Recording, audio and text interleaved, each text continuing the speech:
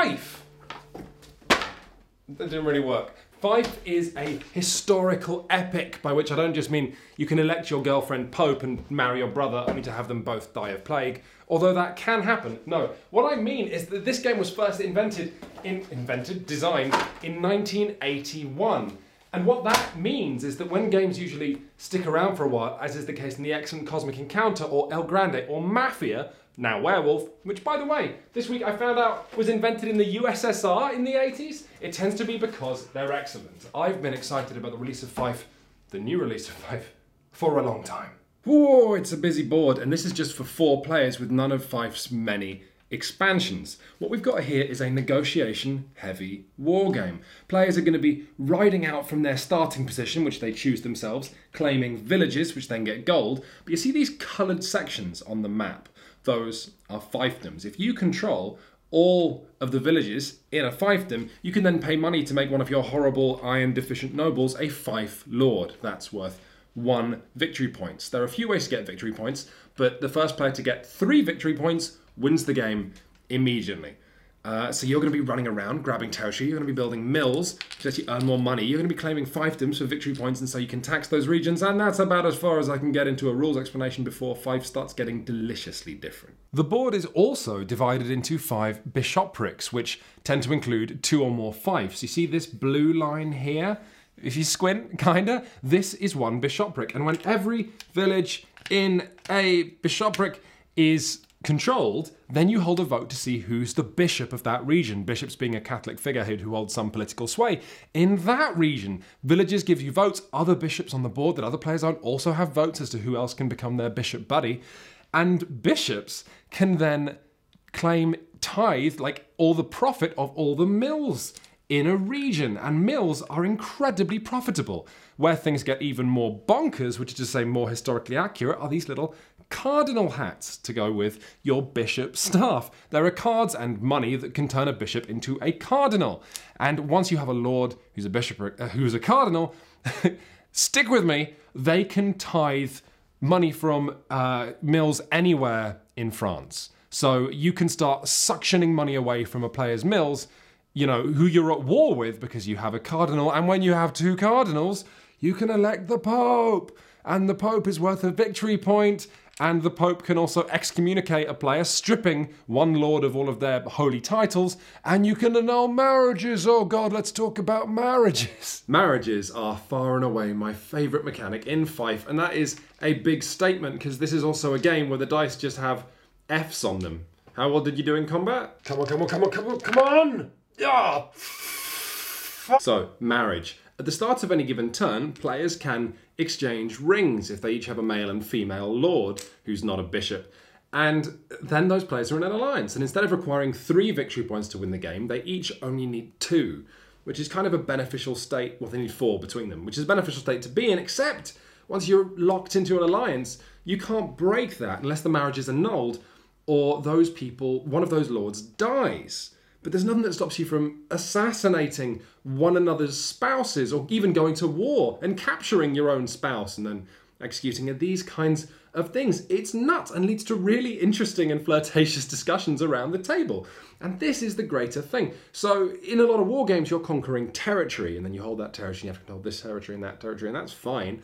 Fief does something a little more interesting, which is when you get your fiefdom or your popedom or your kingdom, you get a hat. You get a little hat token, and you have to put that on a noble. Essentially, Fief is a game about collecting hats. And that's neat, because these nobles are then also the only thing that can move armies around. They're the only people who can, be in alliances and move your units, and then they can die. So what you do is you conquer territory and you get a hat, and then you concentrate all of those victory points and all of that tactical importance into a person who you can then move and who can be killed. And it leads to hugely exciting stuff, whereby like maybe you've got the king and you don't want to lose the king, especially not because then if your king dies, it'll go to the queen and that player has the queen and that would be awful. So, but maybe you just have to send him into battle anyway. And then if he gets captured, that's the end of the world. It's deeply interesting stuff. And also, it's like Duplo bricks for creating horrible situations. Board games have been a part of human history for years. from Monopoly in 1903 through to the modern game of Marvel Avengers, Monopoly. But what happens when board games go bad? I went over to my friend Matt's house to play a game called Fief. It's set in 15th century France, and you have nobles, and they can be, you know, lords or bishops. They can even be elected king. That's what I thought we'd be. Kings. Well, things started going wrong when Quinns picked a bad starting city.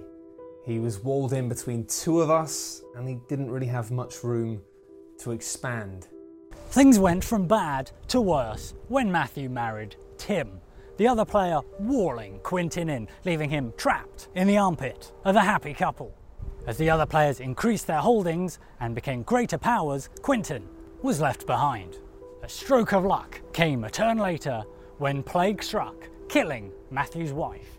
I knew that was my time to strike. I spent every last coin I had assembling this giant army, and I knew that if I could hit now while he was alone, I could take some of his land and maybe change the diplomatic state of the board.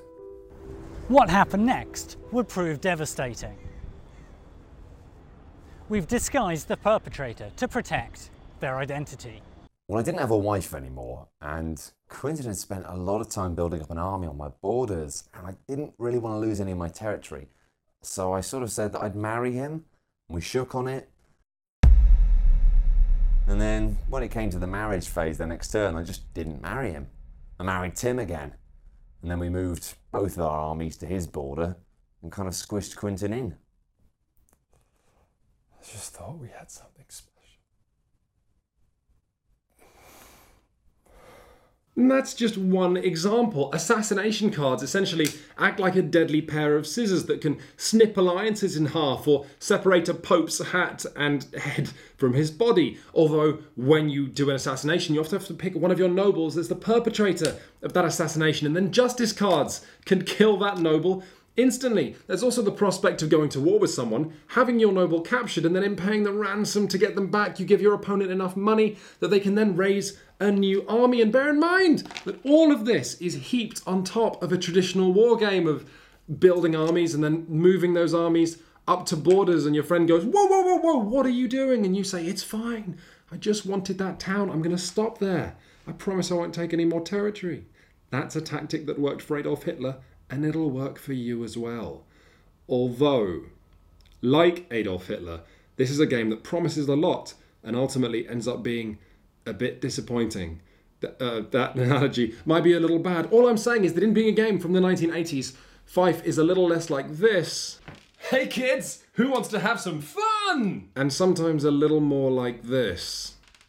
Hey kids. Who wants to have fun with me? Oh, you're such young, good-looking kids. Let me explain to you exactly what I mean. Stating the obvious here, but look at this board. It is a nightmare to try and pass. In good war games, you look at your hand of cards and you look back at the board and you go, what's happening? Oh God. Whereas in Fief, you don't quite know. You can see stacks of armies walking towards you, but you don't know how many knights are in those stacks. You're cross-referencing fiefdoms with bishoprics. You're cross-referencing lords with who those lords are and whether, oh, she's married to him. You show up at each negotiation phase, the end of each turn, not like Rasputin with your speech memorized and you know how you're going to convince people and what you want to convince, but more like you've cycled to work, you're 10 minutes late, you walk into the office and go, what are we discussing? Again, it's exhausting work and you have to put in a lot of time thinking about it and moving armies for not an enormous amount to show for it. This menu of historical terms is your reference sheet for all the different roles in Fief. The bishops, the cardinals, the pope, the king, the queen, the heir to the throne, the five lords. And as far as I can tell, Fief still has this heritage of being designed at a time when having quasi-realistic rules was more important than being able to understand them at a glance. The conditions, the candidate, the vote, and the title privileges of every single role is different. Like, you try telling your friends, so bishops are elected when every village in a bishopric is controlled and the candidate has to be male, not married, a bishop, not king, not captive. Votes are you still listening? Because I'm boring myself. It's difficult to find a role in Fief that when you finally get your bishop staff or your Fief crown, it's worth the effort and the gold and the time and energy you put into achieving that goal. It's If there was an alternate victory condition outside of titles, to win in Fief, I'd be chasing that like a dog and a bone. Let me just sit casually on this edge of the table because a frankly appalling amount of the game is hidden in this little event deck that you're all digging through. What do I mean by that? Well, there's some nice stuff that feels very 14th century France, like there's nice weather you can play, and there's assassinations and justice, and in a game where female heirs are less useful because they can't become bishops, there's a lovely touch, which is the Dark card, as in Joan of Arc, which turns a female lord into the most dangerous commander in the game. That's nice. But then there's also some really awful stuff. Plagues can just nuke nobles, or bad weather can stop troops moving through a region in that turn. And in a game that expects you to spend so much time thinking and planning, that's actually going to annoy an awful lot of people. But worst of all is that taxation, which is the big advantage of being a Fief Lord or a king or a cardinal, those taxation cards are hidden in this deck. And you can look for them, and maybe your cardinal will just be rubbish because you didn't get a taxation card. And in one game we played, someone got 2 taxation cards at once, played them both, made scads of money, and was immediately the most eligible bachelor at the table, got married, produced squadrillions of soldiers, and then won. Taxation, assassination, that shouldn't be hidden, That shouldn't be randomized. That should be baked into the game if it's that important. So I was talking to Eric Lang, who designed the XCOM board game and a bunch of other fine titles, and he said that what playtesting is you take your design and you put it in front of people and you watch what they have fun doing. And then the next version you just try and have more of that fun and less of everything else. And Fief, to me, and this can't be the case because it's gone through a load of publishing and changes, but it feels like it's gone through none of that playtesting, where everything fun I want to do in this game, I'm hog-tied by something else. My ability to create armies and go to war is based on how much money I have, which is based on taxation, which maybe I can't do. Or mills, but I can't do that because other players have built them, and when you run out of mill tokens, the game just says you can't have any more mills. Your ability to have bishops and Fief Lords and all this fun stuff and the powers they have comes down to you understanding these rules. Your ability to vote on who becomes a bishop is based on other rules, which, when you understand them, you realise you can't actually have a vote because it's already locked up by someone else. And if I sound angry, it's because this is my dream game. I want a game that allows tense negotiation and tenser votes where you reveal your tokens, which we never often found the need to use because it was so clear who was going to win a vote. I want to send my king into battle. I want to become pope and immediately players start throwing money at me so I don't excommunicate them or annul their marriage. I want to capture my friend's wife and then ransom her back. And I can't because this game doesn't let me, because fundamentally it's from the 80s and not well designed enough. So, do we recommend Fief? No, we don't. Is it for you though? It might be. If the fact that your first game is going to be incredibly awkward, and maybe your second as well, isn't a deal breaker, you could have a lot of fun with it because there are actually a load of expansions available from Academy Games. You can play a game of Fief with the Crusades and the Pope sends people on Crusades. You can play a game of Fief where the nobles have attributes, so you can have ugly or heartbreaking nobles. Lots of little personality and flavour. You can have Knights Templar running around the board and having a secret society. Holy relics, tactics, archers, so much can be bolted onto this game. So if you do play your board games like 20, 30 times, then it could be good. And that's the end of my review. But in case you still haven't made your mind up, as another review, this is much shorter. For the duration of this review, there have been some kids playing with a slip and slide because it's raining outside. And I've been jealous of them because all a game is an engine whereby you put energy in and then it turns that into fun. And their engine made mine look stupid. I'm going to ask them if I can have a go.